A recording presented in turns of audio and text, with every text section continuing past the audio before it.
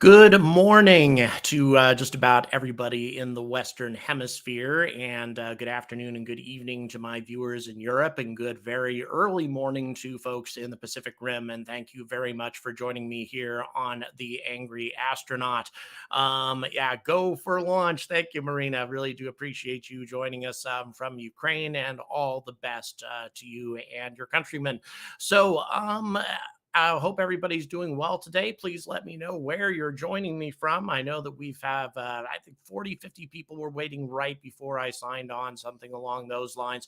So, the topic today is once again, we're talking about Artemis. And Artemis, of course, is going to be talked about a lot simply because there's so much going on with Artemis 1. We are so close with Artemis 1, at least in theory. Hello back to you, Black Eagle, by the way.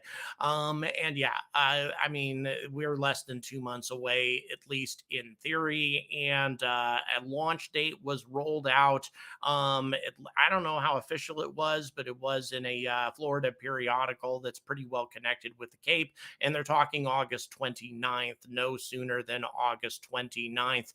And that officially screws me over when it comes to checking this out myself. New Jersey, Oklahoma, Finland, once again, people across the world. Charlotte, hello, Charlotte, very close to me. There you are, about 90 minutes away.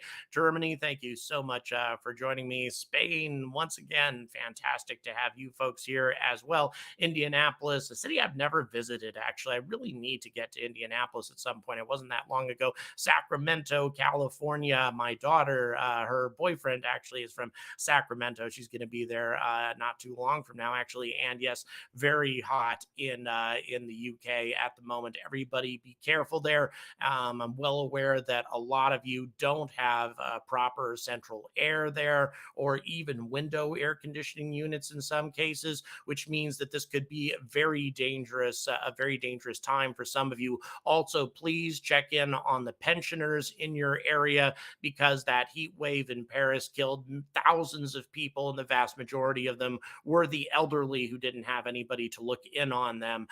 Exotic Austria, yes, indeed. That's a place I really want to visit as well. I hear Austria is a fantastic place. Yes, the UK is indeed scorching.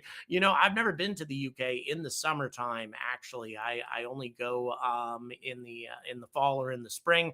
From France, thank you, and also in the winter. I've been there in the winter as well. All kinds of times, actually. And I'll be going in September here very soon, less than 2 months away. South Africa, thank you so much. My daughter is actually in South Africa right now and will be returning in just a few days. She is really enjoying her time there in Perth. Fantastic. I have a good friend from Perth. Fantastic to have you join us here as well. Folks all over the world, like I say, this is magical. This is what YouTube is all about, bringing space enthusiasts, at least this is my YouTube, bringing space enthusiasts from across the planet together to bitch about space flight. And that is indeed what I intend to do, because really, Lunar Starship, a lot of people aren't talking about this, but Lunar Starship is up against the wall right now. They really are. And the reason is they didn't get enough funding. They didn't get enough notification.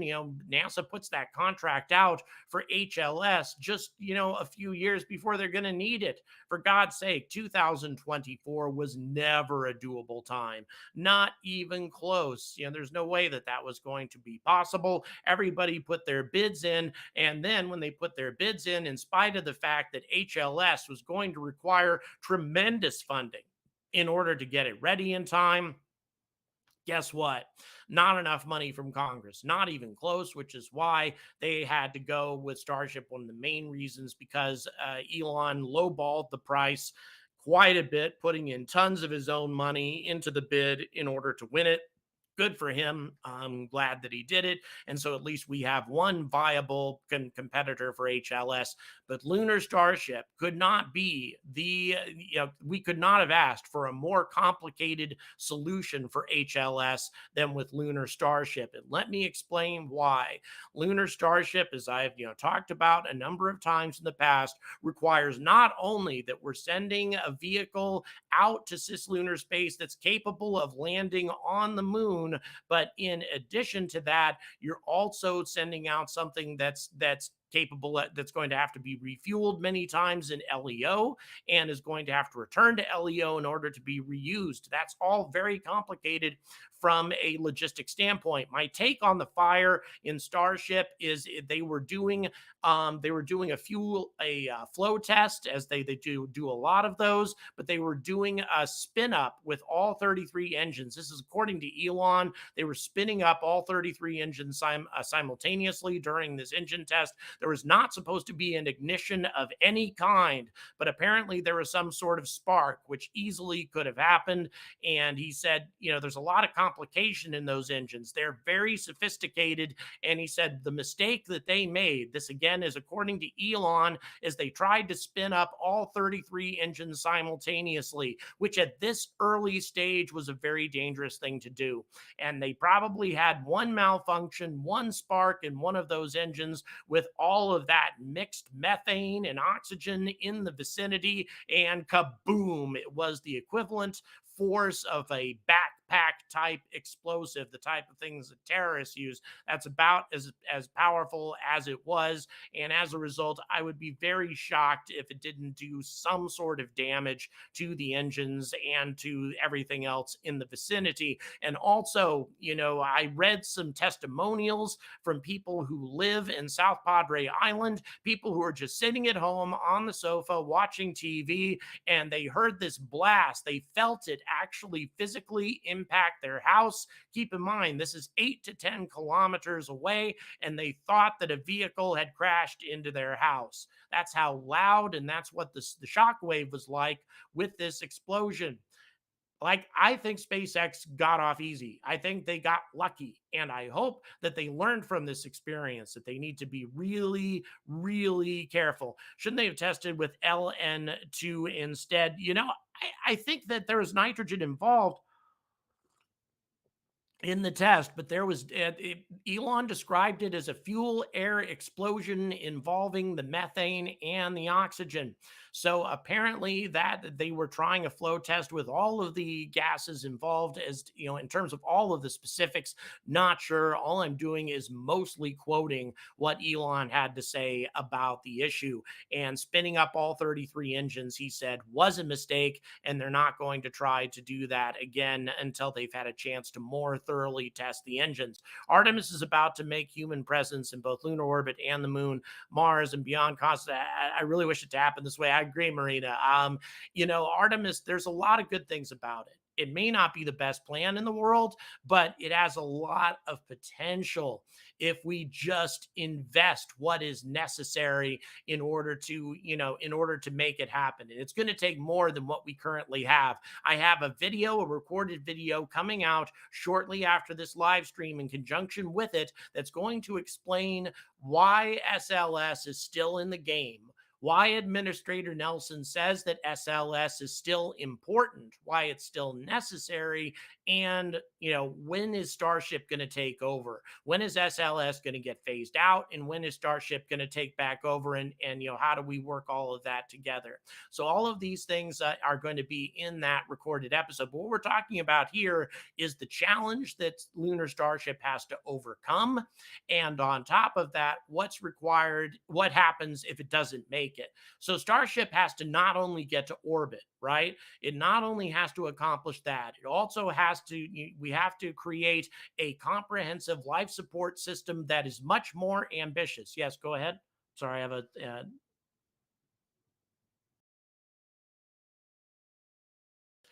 79% believe that Starship would be the better option. By the way, I agree with you.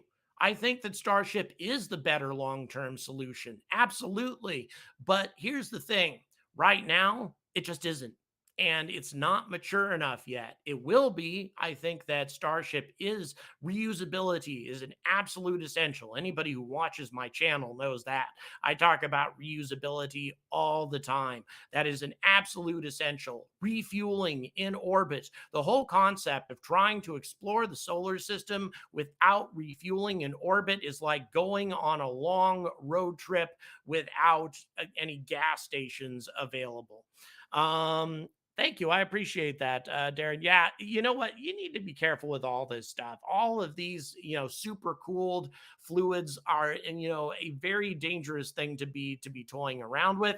And there is a lot of it. There is so much of this stuff in the super heavy booster, more fuel than there has been in any other rocket in human history. That is a big deal. Yes, your SLS is done. Starship booster is still testing. Correct. That's correct. And you can't make that comparison. That's why we still need SLS, because SLS is essentially a done deal, a finished product. And as long as it's done, does its job correctly, then it can push forward with Artemis as is. Starship still in the testing phase, so it's going to be a while before it's ready to take over. It does need to take over eventually, but it's not ready to take over yet. And we need to invest money with the long term objective, the long term goal of having it take over from SLS, which we don't have, by the way. It didn't break the security booth windows at the site. That's true. It was not a strong enough explosion to make something like that happen. It was not a strong enough explosion to shatter windows yet. But I'll tell you something: a full-fledged stacked booster going, a stacked ship going off, will be a different matter entirely. Anton Nim, thank you so much for your support. By the way, thank you to everybody who's been supporting this channel. For those of you who've been ordering sunglasses, those of you who do the super chats, all of that, because I have a lot of stuff coming up here in the near future. An in-depth tour of the United Kingdom, visiting many launch providers, a lot of people who make satellites, who are going to be carrying out manufacturing in space. So much going on in regards to space flight in the UK, and I'm going to be bringing all of it to you. I've made contact with a lot of these folks already. I have tours set up with, I can't even count how many different companies I'm going to be touring over there. It's exciting stuff. PulseJet, thank you so much. Really do appreciate your support. Once again, this is getting funneled directly not only into the UK, but also as much of the other big launches that are coming up soon. Got to cover those as well. When Starship actually does go to orbit, I'm going to be there regardless of the circumstances, regardless of how safe or dangerous I think it may be. I will be there in person. SLS looks like the classic congressional jobs distribution. Yep, absolutely. In every constituency. That's exactly what it is. That's exactly what it is. But, if it works, then at least that's a motivation to keep making the damn things. And if we keep making them, they only serve one purpose: to go to the moon. They have no other purpose whatsoever. Falcon Heavy and other rockets coming up can handle every other space exploration job. You don't need SLS for anything except the moon. SpaceX will accomplish their goals of lunar Mars exploration because they are focused on it, determined to do it, and capable of it. I agree with you, AstraZona. I really do. And thank you so much for your support. SpaceX is very determined. Elon is very determined to make this happen. It's a very exciting future that he is looking forward to, and he has the money and the expertise to make this happen. And Merlin, thank you so much. Wow, for the 20 quid. That's very generous of you indeed. Again, all the best to my British viewers right now who are enduring quite a heat wave. I think those of you in Spain, Italy, lots of nasty wildfires and things going on. Awful stuff happening in Europe at the moment. So everybody, please be safe. And of course, folks in Ukraine are going through worse things than any of us can really imagine. So I'll tell you, grim things happening in the world. So let's talk more about space. I actually did visit Huntsville 2 years ago. I will come back. That's a commitment. I'm going to be coming back soon. And one of the main reasons I'm coming back is because I have a close relationship with Dynetics. Dynetics and their HLS solution, very excited about what they're putting together for that. And I have an upcoming tour, a commitment already for a tour with them. So very exciting stuff indeed. Having a look, just seeing if did we replace live stream Q&A? Not sure where that's supposed to be on Discord right now, but in any event, yes, you can put it on Ask Your Questions with Text for those of you who are Discord supporters. Do you really believe NASA thinks Starship can take over? They market SLS as the rocket of choice.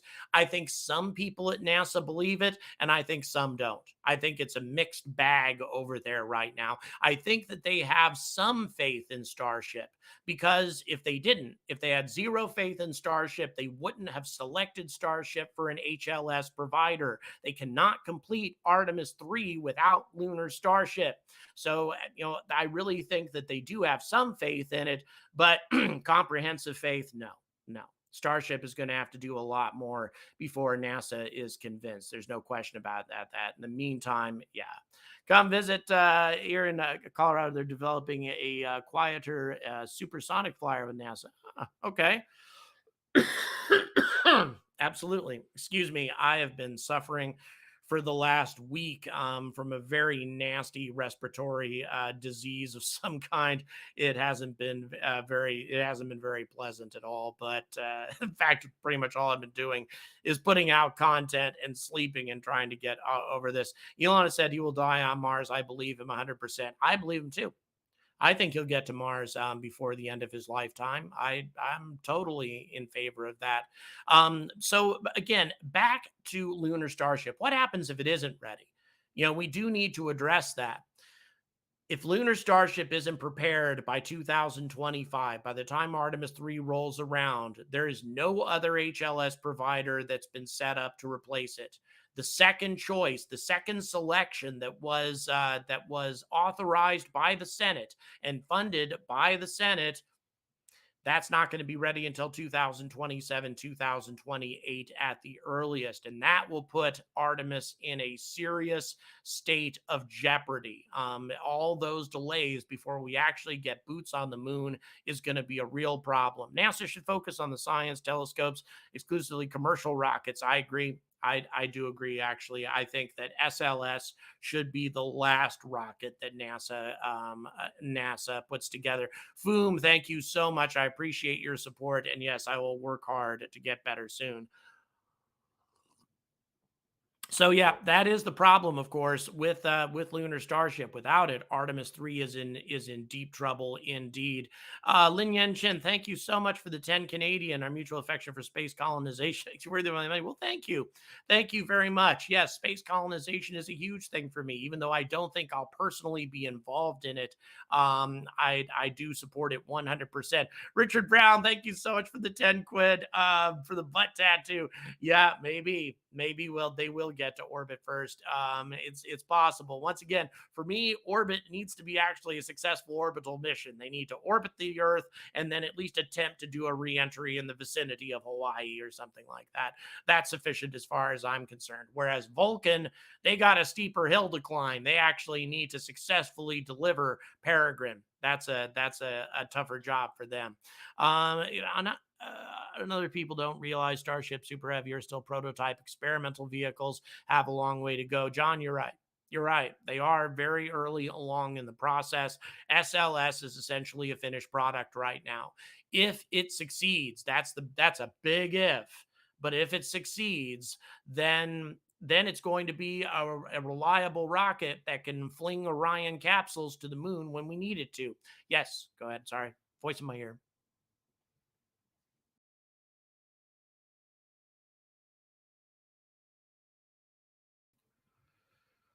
2023 is the overall preference. 40% of you said that Starship will be ready by then, as in human rated by 2023. I admire your optimism, and I certainly hope that it is. I would definitely want that to be the case. Valerie, I thank you so much for the super chat, and I love For All Mankind. That's some amazing stuff. And I do indeed believe that if we had if the Soviets had actually beaten us to the moon, things would have been very different. I think the motivation to compete on the moon would have definitely been there. Miles, thank you so much. Really do appreciate you joining us. And yes, indeed, I am going to be there very soon. Beginning first week of September, I will be not in Cornwall, but in Devon, within a close driving distance, a little less expensive to get a flat for a week in Devon. So that's where I'm going to be actually. NASA should give up on the rocket building business. Yep, I agree. I don't think that's SLS should be the last thing that they do.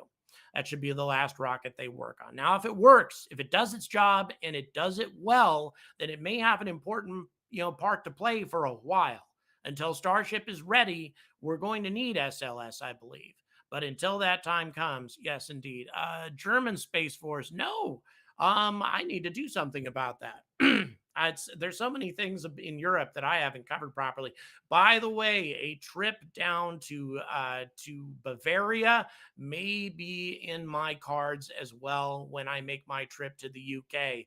I have an open invitation from RFA, Rocket Factory Augsburg, to come and tour their facilities down close to Munich, or München, as you call it there, and or München, as they call it in North Germany.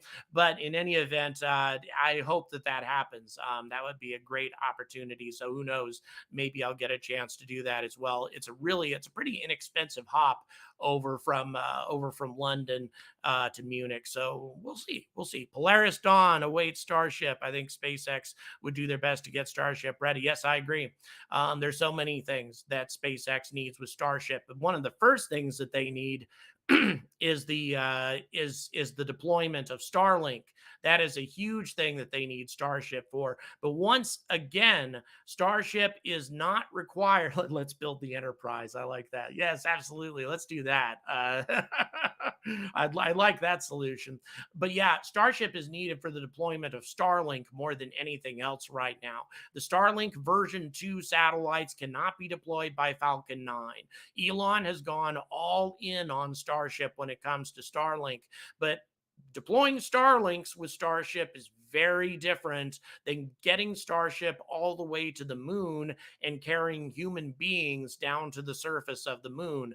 That is a very different story entirely. Obviously, you don't need a life support system for Starlink, and also you don't need to refuel Starship with Starlink. All you have to do is just get it up there and throw a whole ton of Starlink satellites into orbit, and suddenly make Starlink a very profitable enterprise. So yeah, that I would say is probably SpaceX's biggest incentive right now to get Starship operational, much more so than anything else. And the complications involved with Lunar Starship versus Starlink Starship is entirely different. It's just two entirely different ball games. Starlink Starship is dead simple compared to Lunar Starship, which requires all that orbital refueling and a very sophisticated life support system. There should be a NATO Space Force. I like that. I like that. Why not? Let's collaborate a little bit more on these things. I like that idea. Space Force has proven itself to be a pretty effective agency, and expanding it, I think, would be a good thing indeed. Let me have a look and see if we have any comments real quick on Ask Questions with Tech. No, we don't. Not sure where the rest of those would be, but in any event, I'll keep covering it here. Yeah, Starlink working pretty good right now, as long as Dish doesn't. Yeah, it's working, but it's not profitable. That's one thing that Elon has made very clear, is that Starlink is not going to be a profitable service for SpaceX until the version 2.0 comes out, and version 2.0 can only be deployed by Starship. It's a risky deal, let me tell you. It's very risky, but they're going to need to get Starship operational as rapidly as possible in order to make that happen. So yeah, something else to consider. But once again, if Lunar Starship doesn't get ready, is Artemis sunk? Well, it's in trouble. There's no question about that. But there are many things that still could be done in the meantime until a second HLS system becomes available. For example, The Lunar Gateway serves lots and lots of purposes besides being a base of operations to land on the moon. Lots and lots of things. It's it's changed. There's on it's Discord actually. If you're a member of Discord, that's what I was talking about. Then there's an ask your questions with text option on there. That's what I was referring to. In case you happen to be on Discord. All right. We have to keep in mind Lunar Gateway is designed to be a dress rehearsal for Mars. All right, it's not necessarily it isn't required to land on the moon in order to simulate a Mars mission. There are many things about research that can be done on Lunar Gateway that cannot be done on the ISS. Lunar Gateway is subjected to a lot more solar radiation and a lot more in terms of cosmic rays. All of these things are going to be very important to interplanetary missions. We need to test to see how food stocks might be impacted by these things, how human beings are going to be impacted by these things, how, a variety of different things involved with the transport of human beings on a 6 month journey from here to Mars. How are those things going to be negatively impacted? And they will be by cosmic rays and solar radiation. It's going to be a big deal, indeed. Where would the Space Force be in the future? Don't they have plans for the moon? Yes, they do. They are planning on establishing security on the moon. Actually, they understand, the Space Force recognizes that going up the gravity well, so to speak, establishing a presence in cislunar space is very important to future security arrangements. And by the way, the People's Republic of China recognizes that as well. Do you think China will beat the US going to Mars and the moon because the buffoon in the White House? I think that there's a lot of buffoons that have contributed to this problem, but I do think that China may beat us to the moon. I don't think Mars, because I think SpaceX is very focused on going to Mars, and I think Elon will get us to Mars before the Chinese will. But I think it's very possible that the People's Republic of China will beat the United States and the ESA to the moon, at least in terms of a permanent presence. They are determined to do it. They are spending lots of money to accomplish it, and we don't recognize it. Let me tell you something. This is a problem shared by all of our politicians in this country, virtually all of them. Almost nobody has an interest in this. Really, they don't.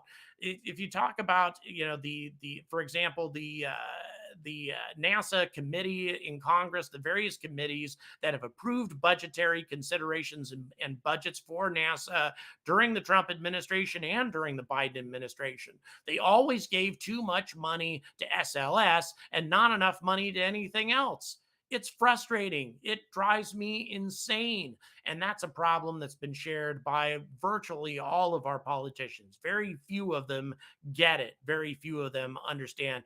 SLS is going to fail. I have very little faith it could happen. It could blow up on the pad. It could fail to come back. There's a lot of things that could go wrong with it, and it'll be bad news indeed. William Hart, thank you so much for your support. If we had a president who was excited about space as Kennedy was, yeah, the technology now and available to private contractors, we could be there in about 5 years. I agree. We need that level of excitement. We need a Kennedy sort of drive in order to get us there, and we don't have it. You're right. We don't have that kind of leadership right now, and it's frustrating, drives me insane, and it makes me very, very angry, and it puts us in a very, very tight spot. As far as Artemis is concerned, Artemis is barely plugging along on the funding that it gets right now. It's barely surviving, and we need much more robust funding for it in order to make it successful. Is it possible that the ice chunks we see being shed from stage 2 could ever cause an impact problem? Ice from stage 1 will simply melt? Probably not. I mean, who knows? It could hit one of the fins or something along those lines. But in general, we found that debris strikes have only ever really been a problem with the space shuttle because of its unique configuration and how it was set up. Those things were very problematic. And of course, it's what led to the destruction of Columbia.